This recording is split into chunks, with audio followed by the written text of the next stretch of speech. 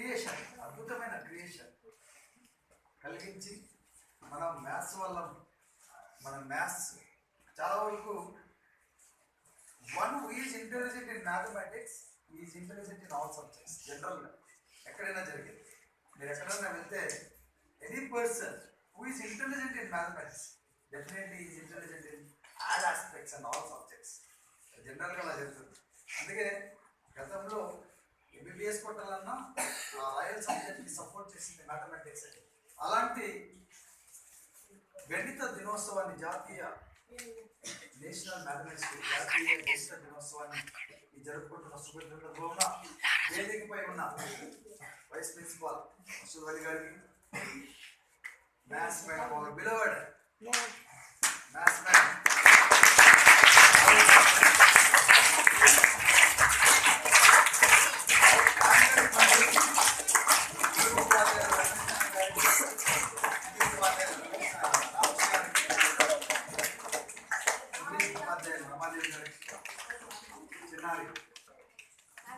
చిన్నజీవులందరికీ కూడా national mathematics day శుభాకాంక్షలు.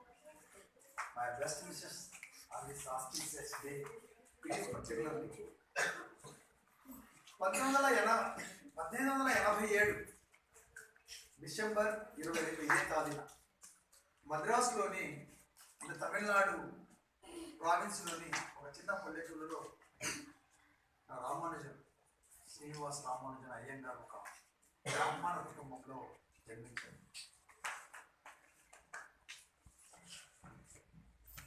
ఆయన పుట్టిన 80 ఏళ్ళు పుట్టే 89లోనే అప్పుడు భయంకరమైన వ్యాధి మసూచి అనే ఒక వ్యాధి. ఎవరో చూసినా అది వస్తే చనిపోతారు. చాలామంది చెన్నైలో చచ్చిపోయారు. కానీ ఇతను ఆ వ్యాధి నుంచి రక్షింపబడ్డారు. వెంటనే రోగం వచ్చింది.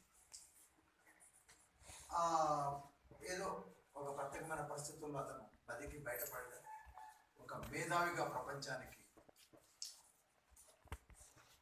పరిచయం కావడం అంటే మన మధ్య అతను ఈ భూమి మీద పుట్టి తిరిగి చనిపోవడం ఒక దైవ సంకల్పం అని చెప్పవచ్చు. ఎందుకంటే ఆయన ఏం చెప్తాడంటే దేవుడు లేకుండా ఏది లేదు.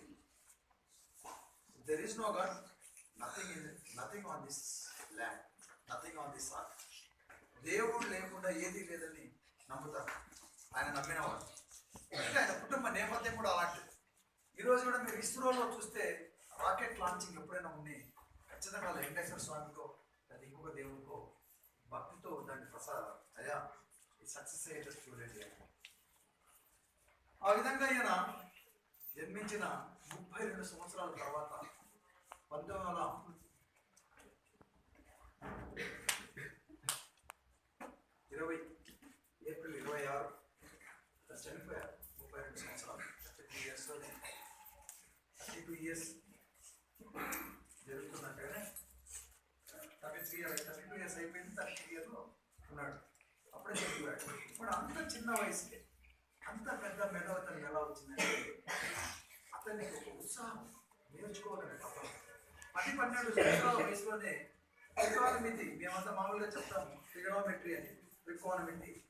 మేమైతే ఎవరు చెప్తామనంటే లెక్కలు చెప్పేవాడు తిక్క కోణ మితి అని చెప్పేవాడు.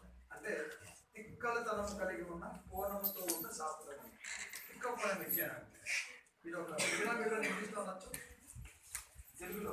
ఇంకా గొప్ప అంశం ఏంటంటే రామానుజన్ కూడా తెలుగు మీడియం చదివాడు. శ్రీనివాస్ రామానుజన్ తెలుగు మీడియంలో కొంతకాలం ఆయన విద్యాభ్యాసం కొనసాగించారు. ఇవన్నీ ఎందుకు చెప్తానంటే ఆయన పసితనంలో 12 సంవత్సరాల వయసు